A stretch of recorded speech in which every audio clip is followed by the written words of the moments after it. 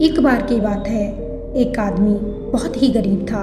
वह इतना गरीब था कि अपने 2 बच्चों और बीवी का पेट पालना मुश्किल हो गया था। वह ऐसी जिंदगी से बहुत ही तंग आ चुका था। इस गरीब और लाचारी ने उसके दिमाग में उथल पुथल मचा रखी थी। अपनी इस समस्याओं से बचने के लिए उसने घर छोड़ने का निर्णय ले लिया और एक रात वह अपने घर परिवार को छोड़कर भाग चला। उसे ये नहीं पता था कि उसे जाना कहाँ है। वह बस चलता जा रहा था।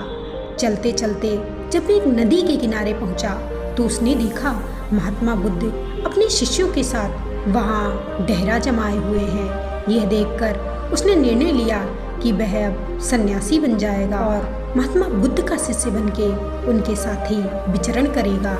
यह निर्णय लेकर वह महात्मा बुद्ध के डेरे में जाता है और महात्मा बुद्ध के चरणों में गिरकर बुद्ध से विनती करता है कि वो उसे अपना शिष्य बनाकर अपने साथ रख लें। महात्मा बुद्ध ने उस इंसान की तरफ बड़े ही ध्यान से देखा और मुस्कुराते हुए बोले, ठीक है, आज से तुम भी मेरे काफिले का हिस्सा हो। अगली सुबह जब बुद्ध का काफिला आगे बढ़ा तो वो भी उनके साथ चल पड़ा। गर्मी का मौसम था, तेज धूप थी, लेकिन महात्मा बुद्ध का काफिला लगातार बढ़ते ही जा रहा था। जब वे सब एक जंगल से गुजर रहे थे तभी एक पेड़ के नीचे वे सब विश्राम करने लगे। तेज धूप और थकान के कारण महात्मा बुद्ध को तेजों की प्यास लगी थी।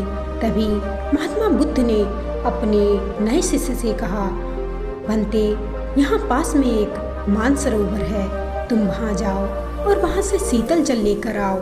महात्मा बुद्ध का नया शिष्य बुद्ध की आज्ञा मानकर वहाँ पास के सरोवर से जल भरने के लिए चल पड़ा। उसके सरोवर के करीब आते ही सारे जंगली जानवर वहाँ से भाग जाते हैं। उसने देखा जानवरों की उछल कूद के कारण सरोवर का कीचड़, सले गड़े पत्ते ऊपर आ गए हैं और सारा पानी मटमैला और गंदा हो गया है। ये देखकर वे बिना पानी लिए ही वहाँ से लौट जाता है और बुद्ध से जाकर कहता है, बुद्ध, उस सरोवर में तो बहुत ही गंदा पानी था, उसे तो पिया भी नहीं जा सकता। शिष्य की बात सुनकर बुद्ध कुछ देर तक तो शांत रहते हैं, लेकिन कुछ देर बाद उसे बुलाकर फिर से कहते हैं, जाओ और उसी सरोवर से पानी लेकर आओ। महात्मा बुद्ध का आदेश सुनकर वह फिर से पानी लेने के लिए चल पड़ा, लेकिन अपने मन में वह यही सोचता कि आखिर बुद्ध इतना गंदा जल पिएंगे कैसे। लेकिन जब वे सरोवर के पास पहुंचता है तो ये देखकर चकित रह जाता है कि सरोवर का जल एकदम साफ और निर्मल हो चुका है।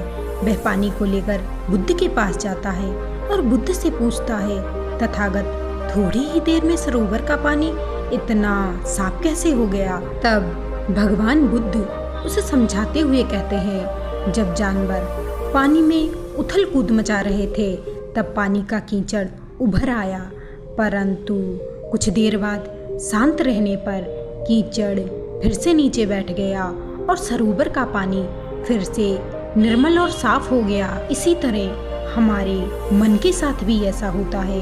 मन की भागदौड़, अशांति हमारे मन में उथल पुथल मचा देते हैं और तब हम जल्दबाजी में गलत निर्णय ले लेते हैं। परंतु हम कोई भी निर्णय लेने से पहले जब हम अपने दिमाग को शांत रखते हैं और धैर्य के साथ बैठकर सोचते हैं और तब हम जो भी निर्णय लेते हैं वह हमारा निर्णय सही होता है। इसलिए बुरे समय में इंसान को कभी भी धीरज नहीं खोना चाहिए।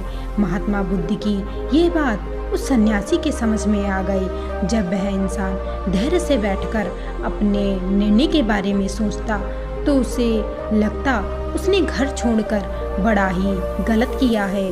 उसने तो अपने बीवी बच्चों को इस तरह से और भी मुसीबत में डाल दिया। अपने किए पर पछतावा करके वह बुद्ध के चरणों में गिर जाता है। फिर वह बुद्ध से क्षमा मांगता है और अपने घर की ओर निकल पड़ता है। दोस्तों, हमें इस कहानी से यह सीख मिलती है कि बिना धैर्य और अशांति से हमें कभी भी निर्णय नहीं लेने चाहिए जो कि हमारे भविष्य के लिए अच्छे नहीं होंगे।